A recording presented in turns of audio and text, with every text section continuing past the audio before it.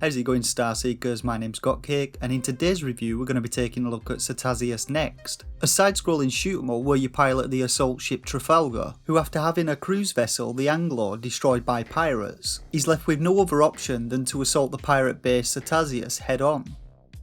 As always, hit that like button if the review helps you out, and subscribe to the channel for more Switch indie game reviews. Now, Satazius Next is the second game in the Shmup collection, recently released on the Switch by Astro Port, the other two being Armed 7 and Wolf Flame. And if you're watching this review before the 22nd of May 2020, I have one free key for the Shmup collection to give away, and I'll tell you how you can enter the draw to win it shortly. So as we start the game, we're presented with a menu prompting us to select between Satazius Next and Classic Satazius. Now the games are identical apart from the visuals and audio, with Satazius Next providing more modern visual aesthetics and effects, whilst Satazius features its original classic graphics. In this review I'll mainly be playing Satazius Next, and as we hit the main menu we only have two options available to us. The practice option will take us to a menu where we first get to select our difficulty, and then we get to select a level to practice on from those which we've played. We also get to pick the weapon power level and the ship speed we want to begin with. Next we pick our loadout before diving into the selected level for a bit of a practice.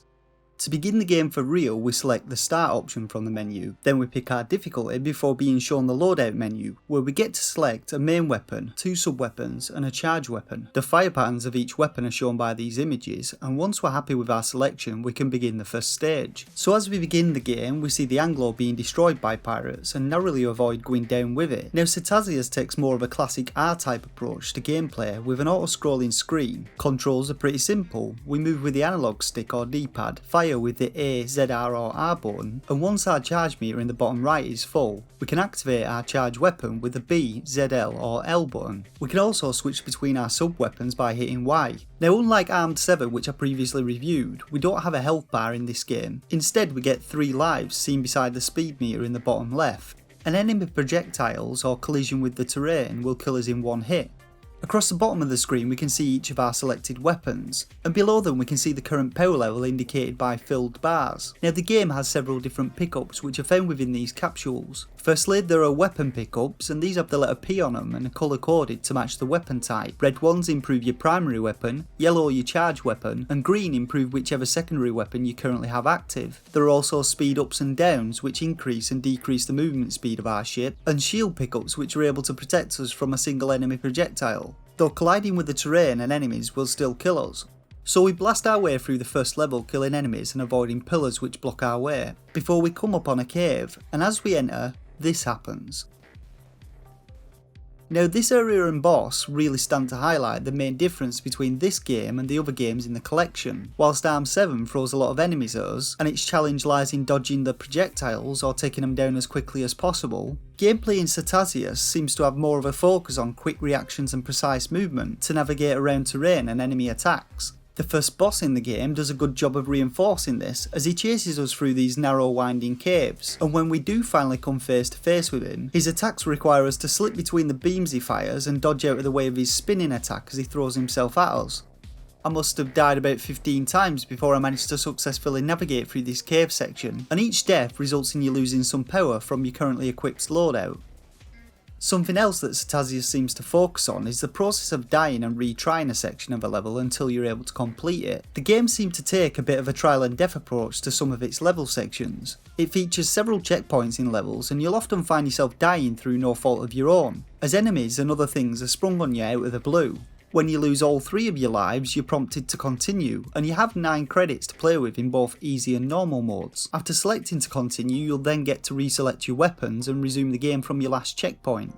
So as I worked my way through the game's levels, I found that the game encourages you to switch weapons often to better deal with the various enemies that you encounter. For instance, the first boss fires missiles as he chases you, and selecting a weapon set which fires backwards can make things easier.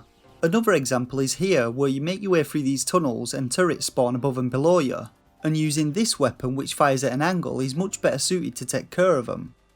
So before I get into my thoughts on the game, if you're watching this before the date shown on the screen and want to win a key for the Shmup collection, then all you have to do is make sure you're subscribed and look out for a clue within this review and the reviews for the other 2 games in the collection. After the final review for Wolf Flame is put up, I'll then upload a short video on how you can enter the draw. So while my gameplay experience with Satazius was an enjoyable one, I have to say that I preferred the gameplay in Armed 7 for a few different reasons. Firstly, being a bit of a shmup noob, I began the game on easy difficulty and I found the enemies and their attacks took a bit more of a back seat to the environment and manoeuvring the ship.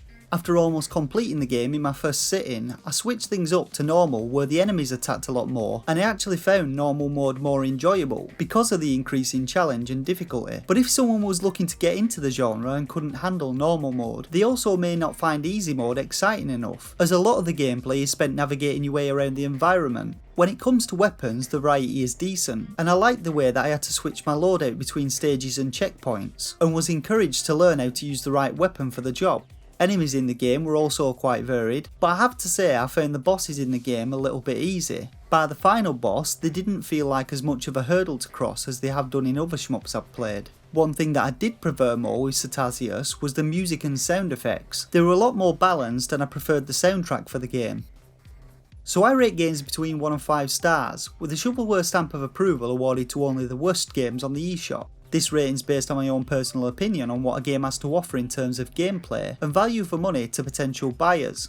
And as a rating, I'd give Satazius Next 3 out of 5 stars. Alongside Armed 7, Satazius Next is a great addition to the Shmup collection, and its gameplay is very different and equally as enjoyable, but I didn't feel like the game was as accessible as Armed 7, due to its single hit deaths and the precision required to navigate through some areas within its levels.